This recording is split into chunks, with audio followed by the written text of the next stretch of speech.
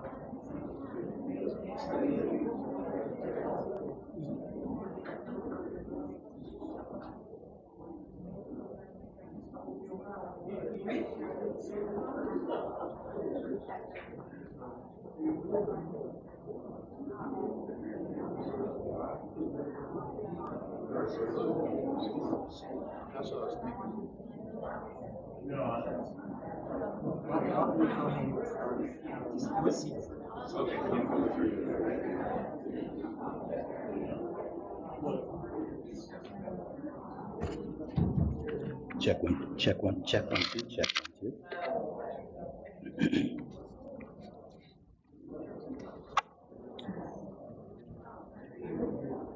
Good evening. Welcome to the first Coraopolis NAACP Freedom Fund Banquet.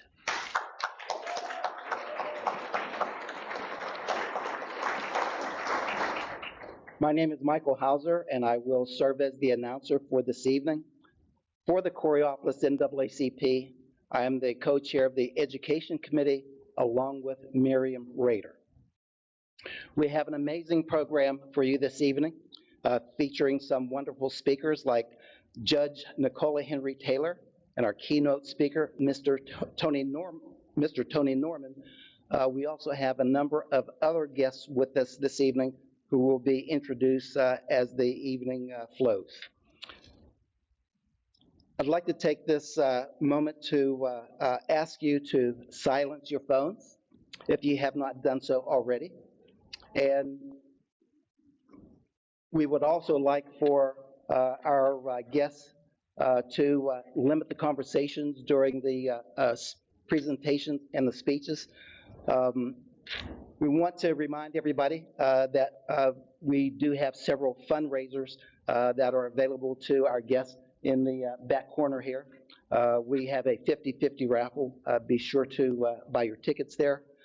We'll have a silent auction. If you have not visited the baskets just yet, please take a moment this evening, sometime between now and dinner, and make sure you have an opportunity to see what's there. And finally, as a part of our fundraising activities this evening, we have some Pittsburgh Pirate tickets to the Sky Blast Fireworks Extravaganza. And if you haven't been following the Pittsburgh Pirates recently, there's a good reason to do that because they have a group of young baseball players who are really, really exciting. I'm a diehard Pirate fan. Yes, I had to check to make sure that was accurate. I'm a diehard Pirate fan, and I'm looking forward to getting to those games. So if you buy a ticket, not only do you get to see the great work on the field, but you also get to attend for their spectacular fireworks. So as we move through this evening's program, at this moment, I'd like to introduce to everyone, and I'm going to work to make sure I get this right, but she's going to be singing our Black National Anthem, Lift Every Voice and Sing. I'd like to introduce Crystal Wamalua. Okay, there we are.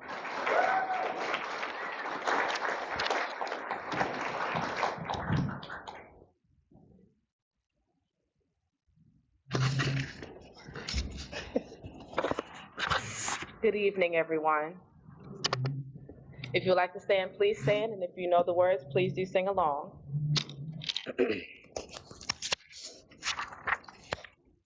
Lift every voice and sing till earth and heaven ring, ring with the harmonies of liberties.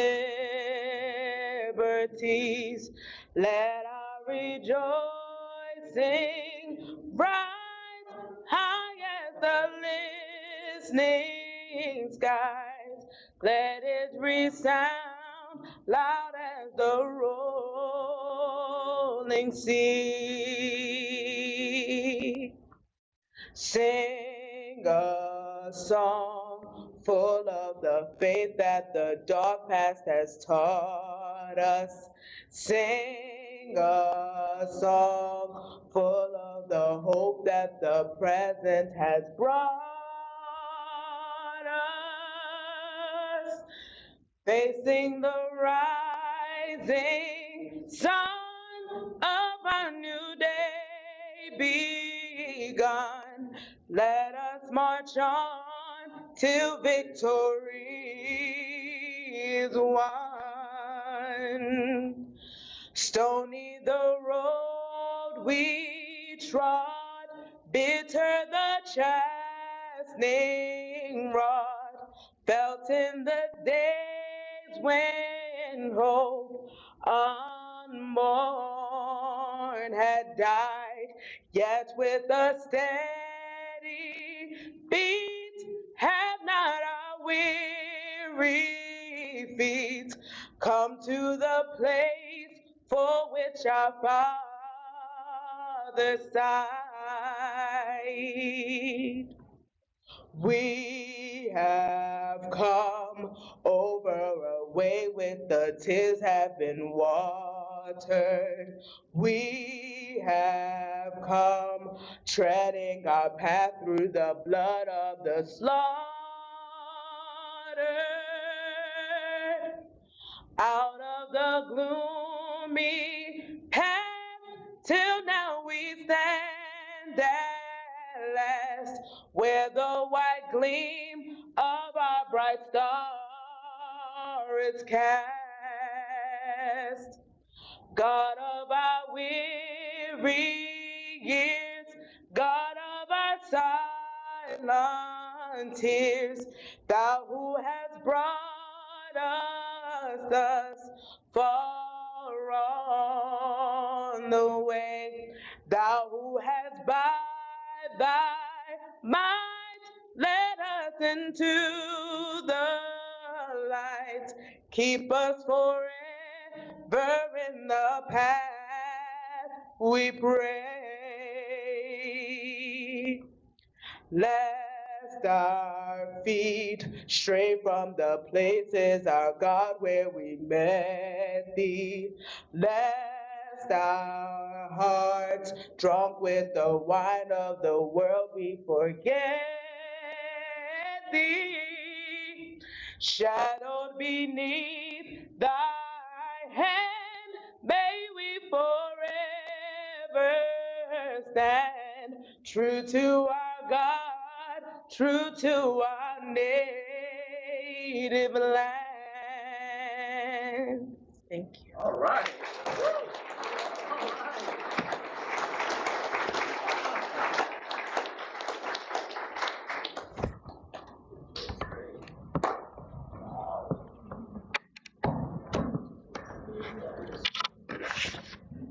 How about that? Isn't that pretty awesome?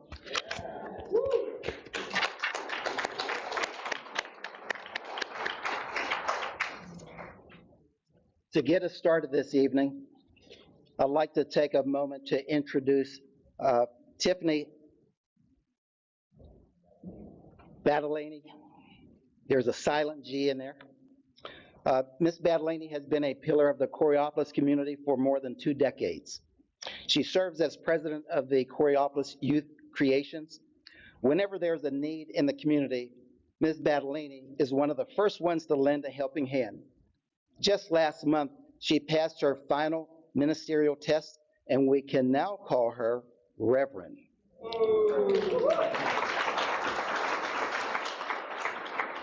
Now, to deliver this evening's invocation, please welcome Reverend Tiffany Battalaney.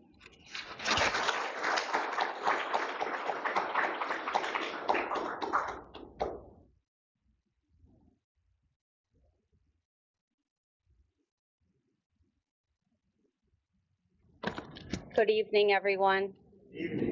Wow, thank you so much for that heartfelt introduction. That was truly beautiful. You're too kind. I want to start by thanking the Coraopolis branch of the NAACP for choosing me to do the invocation and benediction. I know that you could have chosen anyone, and I'm just so thankful that you chose me. Let's get started with prayer. Heavenly Father, we thank you for this great day.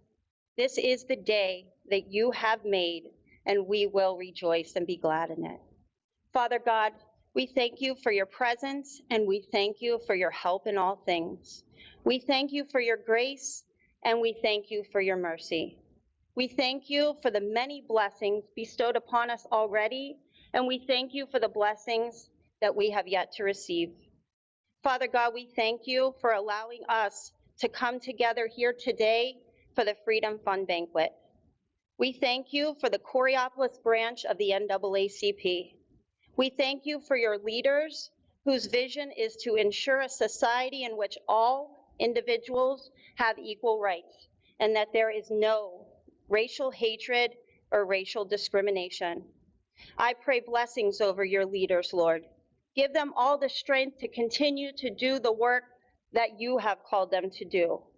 We ask blessings over your leaders as they walk tirelessly in faith and wisdom to create a movement of integrity, fairness, and dedicated to justice. We are blessed to have these wise leaders who not only work hard, but inspire us to give our best and do all we can. You have given us community leaders with ears to hear and eyes to see. We pray now that there is continued cooperation between the leaders and the people of Coraopolis. I pray that their great work will continue and be strengthened, even in these times of deep division, through your power and your glory. Make us instruments of your peace and the proud bearers of your wondrous will here on earth. In Jesus' name I pray. Amen.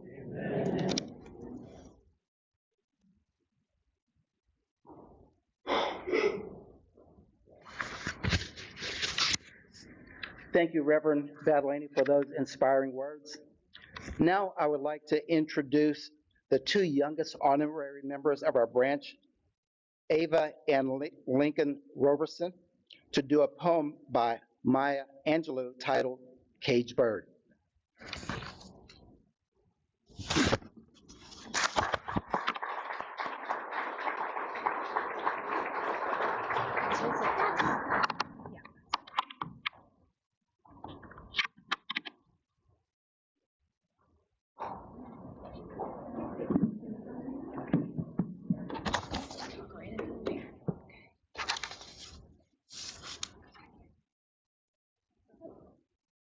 Caged Bird by Maya Angelou.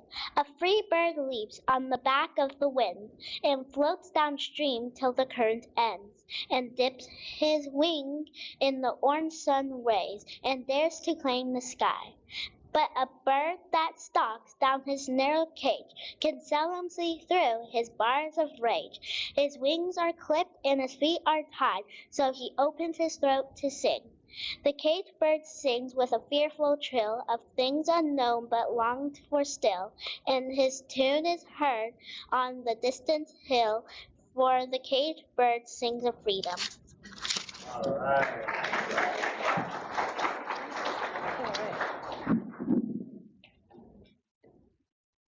The free bird thinks of another breeze, and the trade wind south of the sighing trees, and the fat one playing on the dawn-bright lawn, and he names the sky his own. The caged bird stands on the grave of dreams, his shadow shouts on a nightmare scream. His wings are clipped, and his feet are tied, so he opens his throat to sing. The caged bird sings with a fearful trill of things unknown but long to still, and his tune is heard on a distant hill, for the caged bird sings of freedom.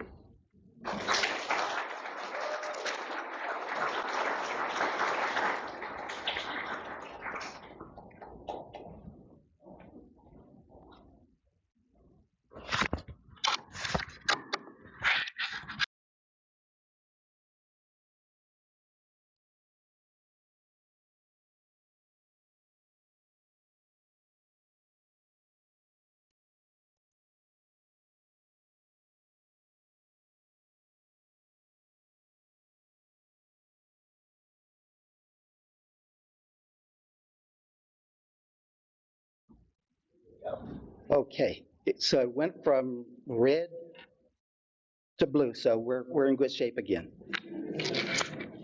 Thank you, Ava and Lincoln, for that wonderful rendition of Maya Angelou's Caged Bird poem. They were assisted by their mother, Sarah Roberson. Sarah is the treasurer for our branch. As I mentioned, we will be introducing various guests throughout the evening, and I'm going to take a few moments now to introduce a few of those folks. Representing Representative Connor Lamb's office is Miss Andrea Burton. Andrea?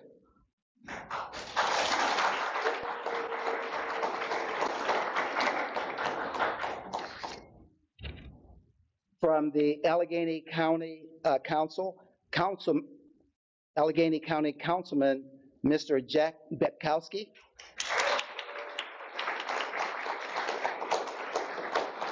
And also from Allegheny County Council, it is Councilwoman Bethany Hallam.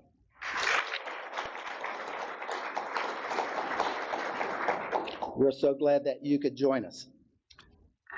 I'd like to introduce a personal friend who is a retired educator, and he's here with his lovely wife this evening. And I want to mention him because when I mention what he's done, everybody will, I'm pretty sure, recognize that. But probably just as importantly, or maybe even more importantly, he and his wife, they sponsored something about 7 or 8 years ago called the Infinite Scholars Fair.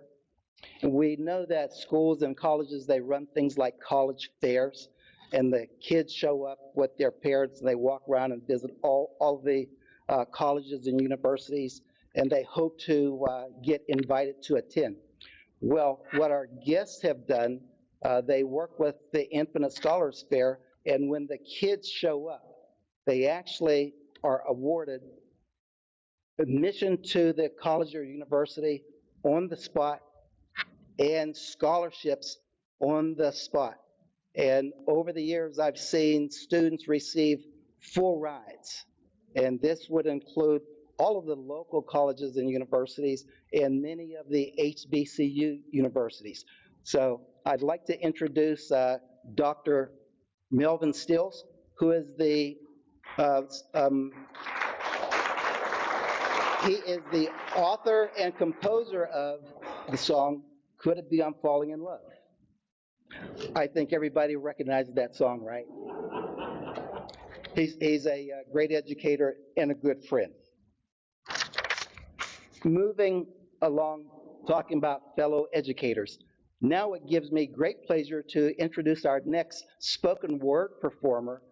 That would be Dr. Alicia Harvey Smith, who is the president, CEO of Pittsburgh Technical College, and she is the first African American to hold that post. Dr. Alicia Harvey Smith.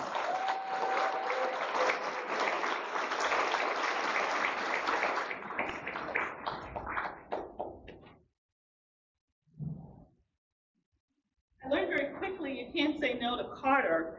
So he came to visit me on the campus, and we had a chance to talk, and he's doing some amazing work here, and I had an opportunity to meet some of the young people in AXO as well. So I'm absolutely honored to be here. Thank you for inviting Pittsburgh Technical College to be a part of this. We're excited to support, obviously, the NAACP Freedom Fund, Banquet for Coraopolis, and really I commend your good work. I also have several members of the Pittsburgh Technical College family with me, and it would not be proper if I didn't give them a shout out. So I want to take a moment and direct your attention to the table. Guys, just wave. Really excited that they're here. I also have the chair of the board of directors for Pittsburgh Technical College, so that's a big deal. And so, Dr. Betlin, thank you for being a part of tonight's occasion. Thank you. I've been asked to share just two really short original pieces from some of my earlier work, certainly around your theme of vote. It's your voice. And we all know, now more than ever, that voting is probably one of the most important rights that we have. And it's so important that we use our vote to just really express our voice, to create. I always say to create the change that we want to see. Before going directly into the poetry, and I won't be long, I promise, for many of you who may not be familiar with Pittsburgh Technical College, as a president, it's important to always talk about your institution and to share a little bit about what we do at our institution. We are a private two-year institution. We're regionally accredited. We're both residential and commuter. We have 10 academic programs and 10 academic schools and 30 programs where students are able to earn stackable credentials from certifications through bachelor's programs. Since my arrival at Pittsburgh Technical College, we're also registered participants in the state of Pennsylvania's Campus Voting Challenge. And that's really important because not every institution is a part of this voting challenge. It is important to us, and that's, again, why we're here to support this good work tonight. Now, this particular group, the Voting Challenge, is a nonpartisan initiative that supports and recognizes higher education institutions across Pennsylvania that have committed, again, the word is committed, to increasing student voter participation and nonpartisan democratic engagement across our campuses. And so I just wanted to make sure I shared that because it's such an important thing that we do and encourage our students to be active.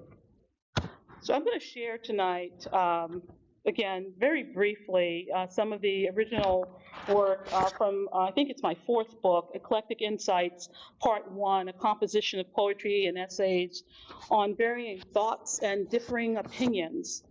And I think certainly it's timely as I think about our theme tonight. There's a change coming, a shift in the wind. We will need our voices together, strong and united, to withstand. Vote, it's your voice, the shift. There's a new wave coming, a shift in the wind. It's blowing over the land, impacting those who are open to its nuances and its call. There's a shift occurring, affecting all those who care and who are swept up in the new sea of change. Change that is calling us to return to our better selves, to connect with those around us and to serve unselfishly. This shift is unlike any other. The call is deeper, more profound, sent to awaken a sleeping people. The intensity is bold and beguiling, beckoning a response. The call to rise up and to be all that we can be, achieve all that we can, care all that we can, and love all that we can. We reach out to heal others while healing ourselves. This wonderful shift allows a mutual healing to occur, as it always has from the very beginning, the shift. We must find our voice, but how? Finding your voice.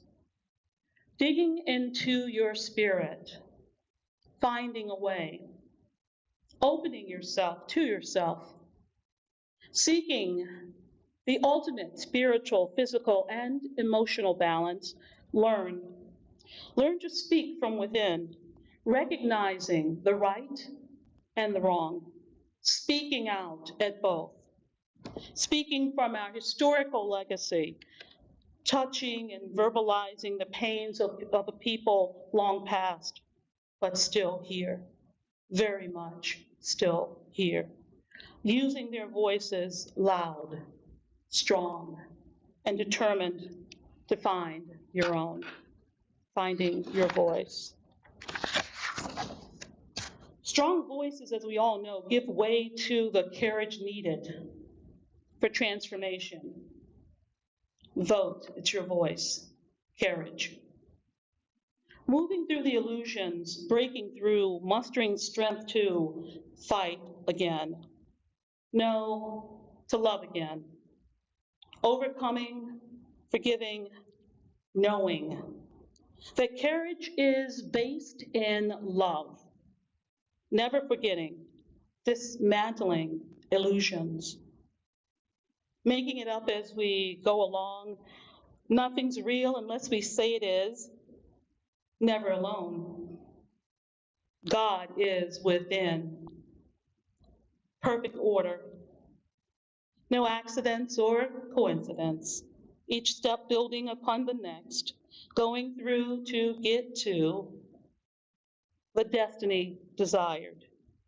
Courage to begin again, each day knowing that all is well. And with courage, we continue to build. After all, we are all bridge builders to the future we desire. As bridge builders, we are breaking through the chaos and mounting on wings of eagles. Leaders see the change that needs to happen. They are the change they want to see. A vision for things anew, breaking through the past barriers, creating new bridges, bridges of hope, carrying a vision of things to come, breaking through the tattered blinds, shielding our eyes, no view to see, possibilities and hope of a difference made.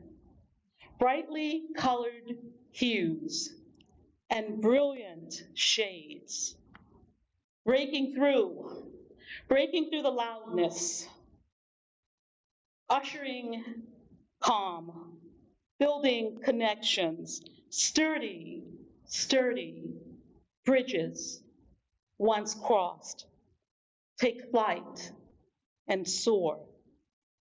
Bridge builders,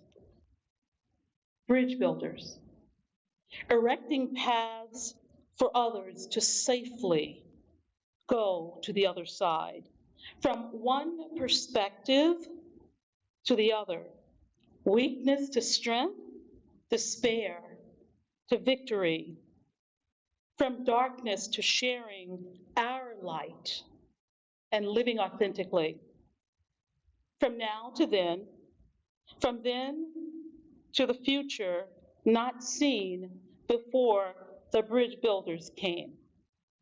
After all, without the bridge, no one can cross or transcend, nor reach destiny or legacies end. Vote, it's your voice. Thank you.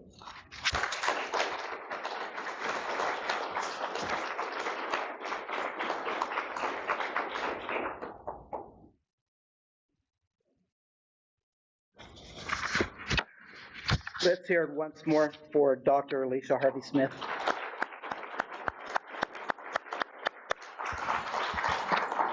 And I want to make one correction to my introduction of guests. I introduced Dr. Stills, but I failed to introduce his actual better half, who's also a part of the Infinite Scholars, Mrs. Adrena Stills. Mrs. Stills.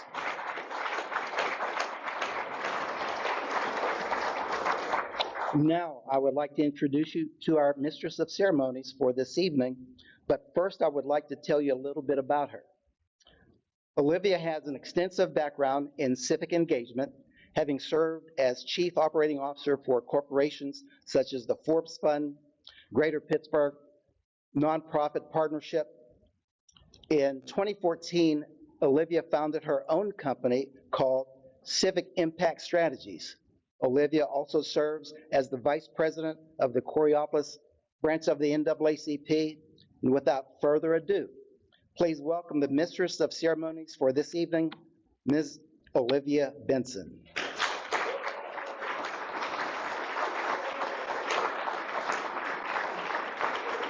Thank you. Thank you for the kind words. Can everyone hear me?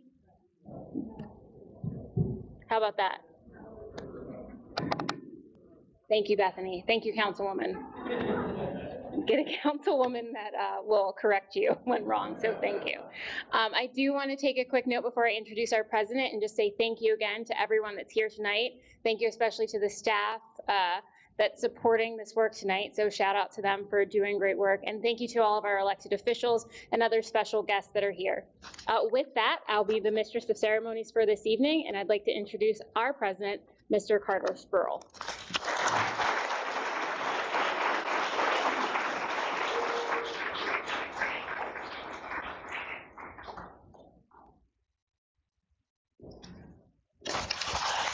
Thank you, Olivia. There we go. Well, I'd like to welcome everyone. It's nice to see so many smiling faces tonight coming out to support the Coraopolis NAACP. I'd like to welcome the West Side ladies, who I found out is a bunch of women that live on the West Side that come out and support events. Thank you. Thank you for being here. Also like to welcome the Swickley I Group. Hello, Swickley I Group. Thank you for being here. And of course, Pittsburgh Technical College back over in here. Thank you for being here. And of course, all the guests who come out to help make this a special night for all of us.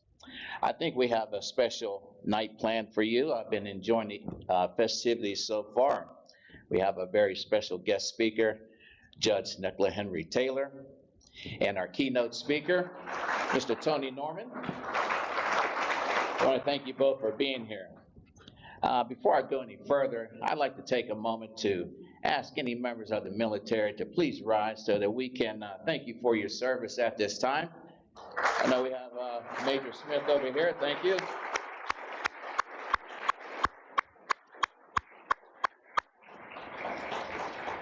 Without your service, we couldn't do some of the things that we do. Let me tell you a little bit about our branch. So we are actually one of the newest branches that's been chartered by the NAACP. We were chartered February 19th, 2021.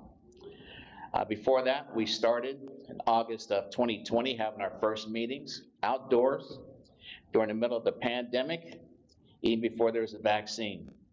That shows you how much we wanted to get this thing done.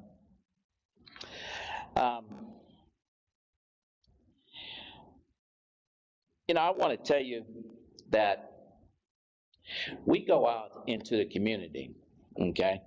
And we set up a booth at some of these events that go on around the area. And during that time, some people will come up to our booth, say hi, fill out a membership, whatever the case may be. But there's also some people, that come around and say, hey, you know what, we don't need that NAACP around here. We don't have any problems around here. Well, I don't know. They don't always say it that polite either, okay? But for tonight, we'll go with that. But in response, I like to say some things like, so far we've hosted several Zoom forums on multiple subjects such as child trafficking, human and tenant rights. We've had a COVID vaccine forum as well, featuring two doctors right over here that are with us tonight, Dr. Patrick and Dr. Bowers. You just wave. I'd like to say thank you. I think they did an excellent job informing us about the vaccines and the COVID at that time. We've also held several meet and greet candidate forums for Allegheny County Court of Common Pleas judges. And Judge, I hope you feel that we put you to the test and kind of prepared you for your role as judge right now. And congratulations on being the top vote getter, by the way.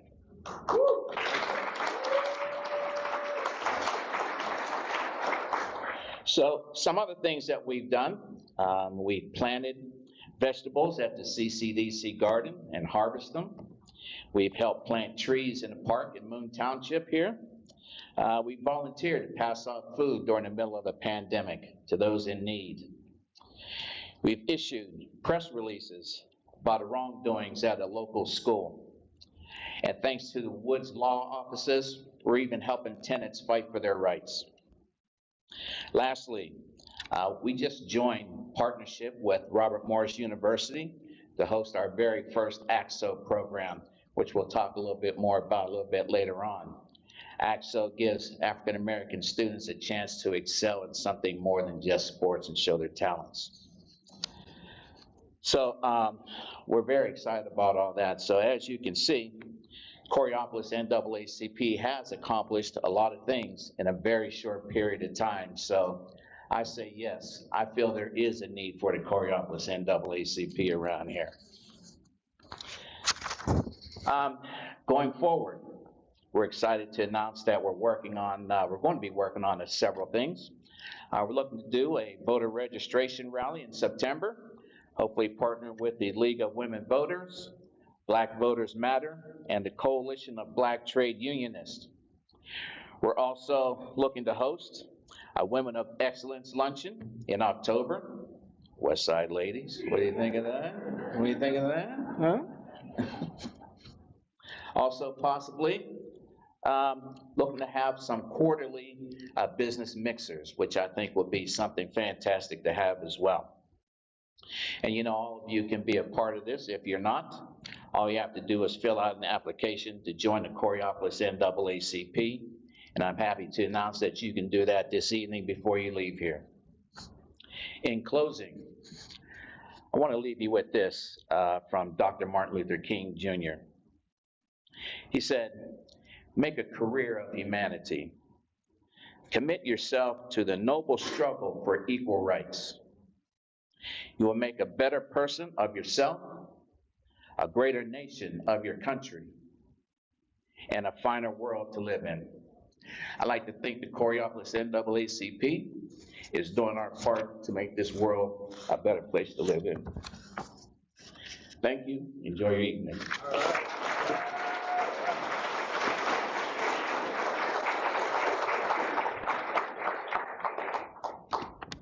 Thank you, Carter. And if we could give one more round of applause to Carter.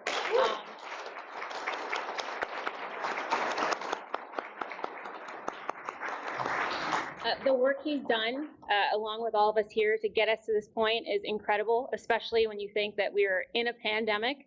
It's now an endemic or whatever it is now. But Carter, we are grateful for you and thank you for your leadership. With that, I want to introduce you to our special guest speaker. But first, please let me tell you a little bit about this dynamic leader.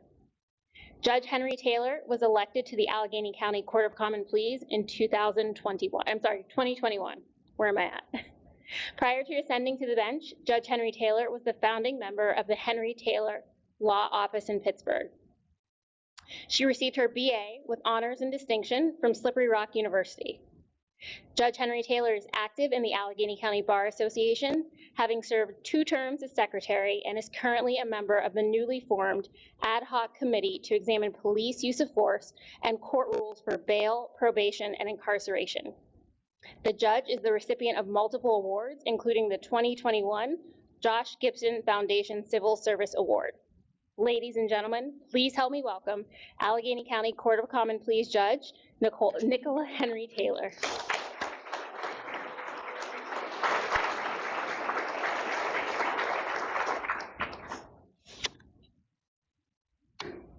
Good evening, everyone. Are you able to hear me?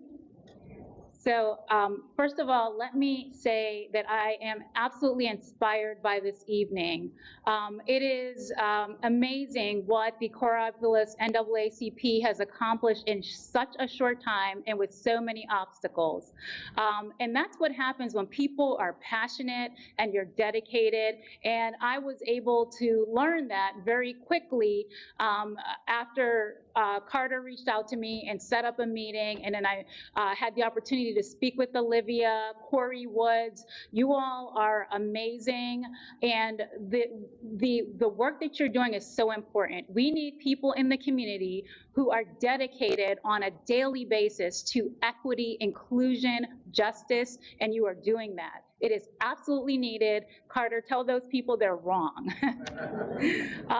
When Carter asked me to speak, he would not give me a topic. So I decided, here's what I'm going to speak about.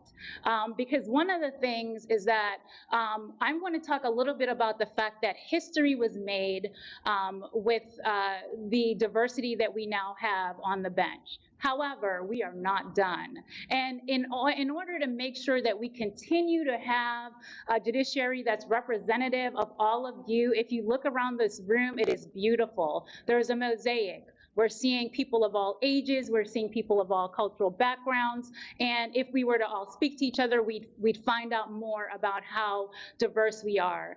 And representation matters. It is so important that we have diverse representation in all of the places that we live, particularly in the justice system. And so I'm going to talk to you a little bit about my personal journey to Western PA, building a law practice, diversity and inclusion, and how that impacted me, and how that impacted me in my role of running for judge, and what it means to be one of only 4 Black women who had, before this, there was only 4 Black women elected, and then 3 Black women were elected and 1 Black man. And for those of you who know me, there's a couple of people in here who've known me since law school, my husband, Bethany and Jack. You're going to be bored. But for those of you who don't know me, hopefully my story will inspire you. If you look at me, you would not guess I am an immigrant. I was not born in America, and I became a naturalized citizen after September 11th. I was working as a district attorney in Allegheny County, and during that time, after 9/11, things got a little crazy in America, and people were having discussions on the news about expelling immigrants. And although I was qualified to be a citizen, I had been married to my husband and had degrees, it didn't occur to me that I needed to become a citizen, so I did. And my journey here was from Brooklyn, New York, from Caribbean parents, and I went to John Jay High School for Criminal Justice. I knew from an early age in the 5th grade that I wanted to be a lawyer without having any clue whatsoever what it meant to be a lawyer. I just made that decision. So I came to Western PA to go to Slippery Rock University of Pennsylvania on a full tuition scholarship. And I think the work that Dr. Steele and his wife do is so important. Throughout my life and my career, people like them have given me opportunities to propel me. I was not supposed to be here. I grew up in the crack epidemic in Brooklyn, New York in the 80s. The statistics did not bear out that I should be a judge in Allegheny County, Pennsylvania.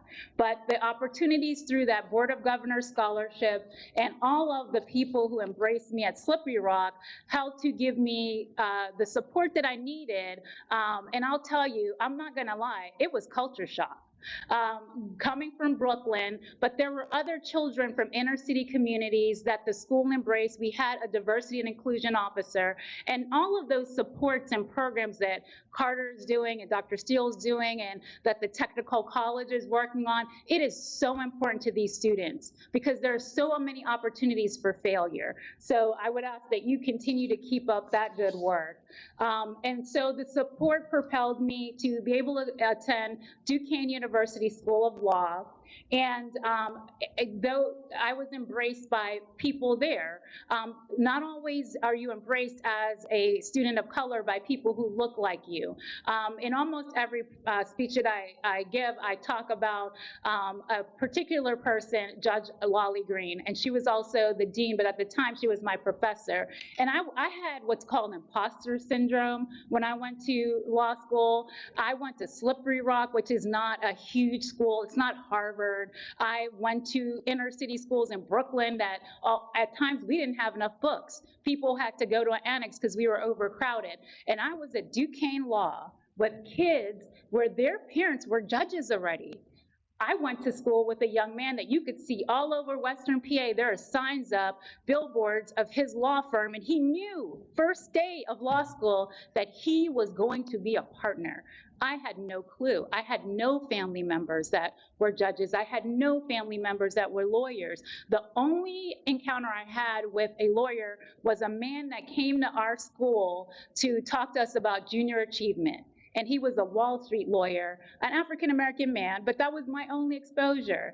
And so people like Judge Lolly Green embraced me and gave me the confidence and courage to know that I could possibly do well in law school, because I could have made the decision that I'm not good enough, that I don't have the skills as my counterparts. But she encouraged me, many others encouraged me along the way.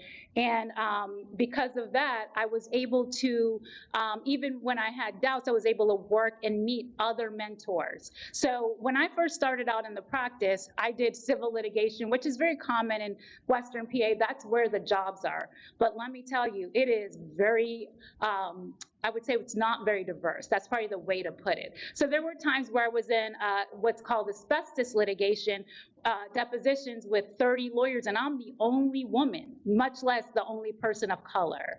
And so being able to have mentors where I took some time off of the practice where I wasn't sure if I could be a lawyer, and I worked for a judge in Butler, of all places. You would not imagine that Butler County was very good to me, but it was. And Judge Durr, who was the president judge there, was a mentor. He allowed me to have the opportunity to reflect on my career. And I thought about, what do I want to do? And I became an assistant DA in Allegheny County.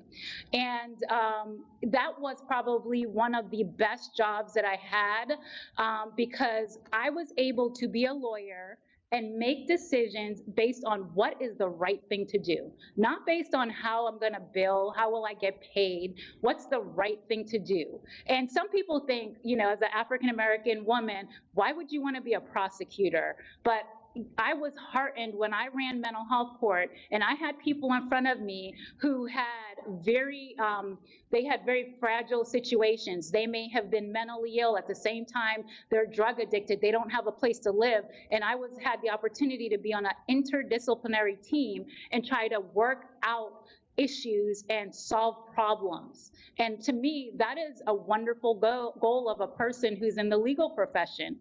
Many people will tell you, I went to law school to help people. And so as an assistant DA, I had the opportunity to learn my craft because you had to be in trial. You were in court constantly. You were working with all different branches of the system, whether it be a social worker, a probation officer, sometimes doctors, psychiatrists. And that was a very, very good experience for me. And one thing I will tell you is that in that office, other people who did not look like me as well, such as my supervisor, supported me, not all of the people, but some of the people. And those very good people encouraged me. And I say that for those of you who are still thinking about what your career path is, we should always try to find mentors, whether it is our peers or people above us. Our mentors don't always have to look like us. It is always nice to have the opportunity to have mentors who share your affinity, whether it's being a woman, a person of color, a person of a certain community. But I don't want you to ever miss out on mentors who do not look like you. So that's just a point. And someone who's been good to me is here. I'm going to embarrass him, Judge Walco. He was a mentor to me as well when I first started in family division. And I always embarrass my good friend Quita, so I'm going to lay off her tonight. She's been a mentor to me throughout every single thing I have done. So it's wonderful to see her here. And so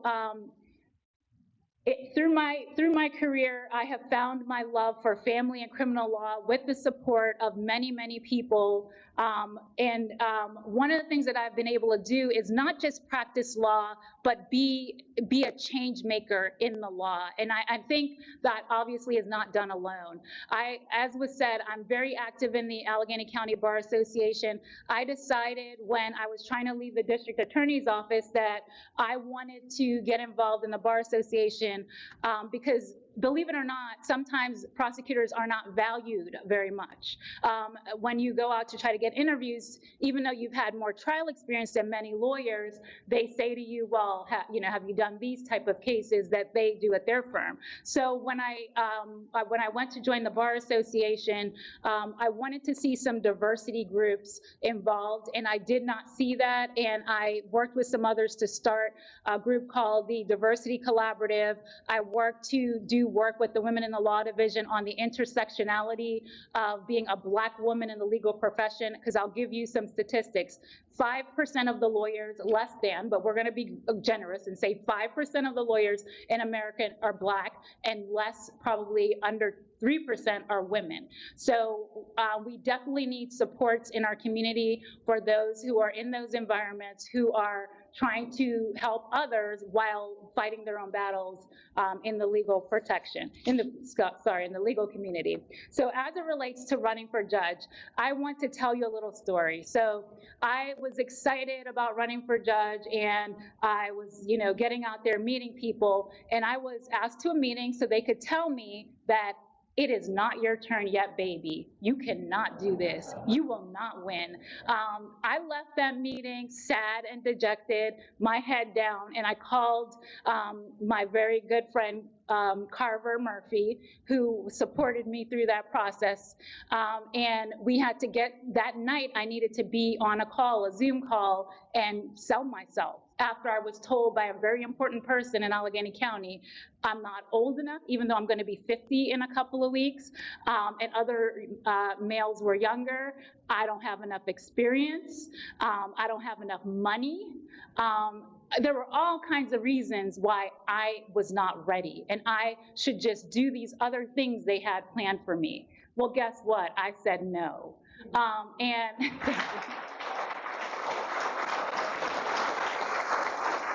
thank you. It was a very difficult decision, but I decided after we saw what happens when we don't get the right people in this very important role, and we saw that we need to have people who reflect the values of justice, equality, and who will treat all of the people who come to court with respect in those positions. I'm glad that we kept going, and if you look, you will see we had people, 3 women of color at the top, 1 male of color, and many people who have dedicated their careers to justice, equality, and inclusion. So I'm so glad that we didn't listen, we went forward, and that if you believe that there's something you should be doing, that you will be inspired and keep going and not give up because they told you it's not your turn. So thank you.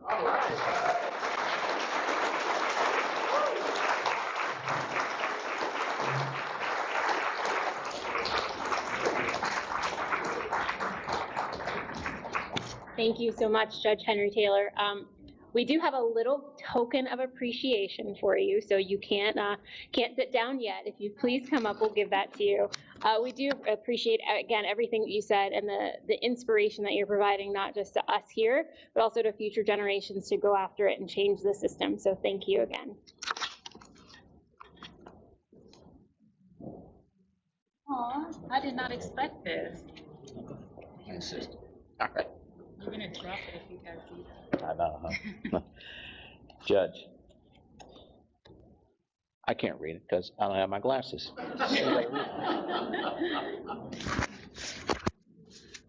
That's how you get out of that, Toby. I see what you did there, Carter. It says to present it to Judge Henry Taylor in appreciation of service as guest speaker for the Coraopolis NAACP First Annual Freedom Fund Banquet. Thank you.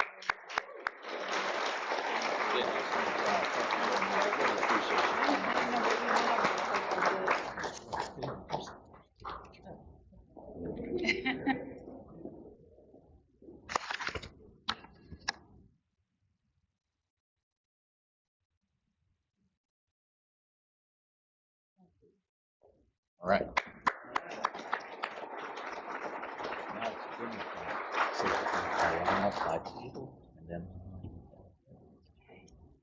And without further ado, one of the reasons we're all here, just kidding, but it is now dinner time, so we will line up by table. So if you're in the first 3 tables, if you wanted to start lining up, we'll have dinner and then we'll go on with the rest of our program.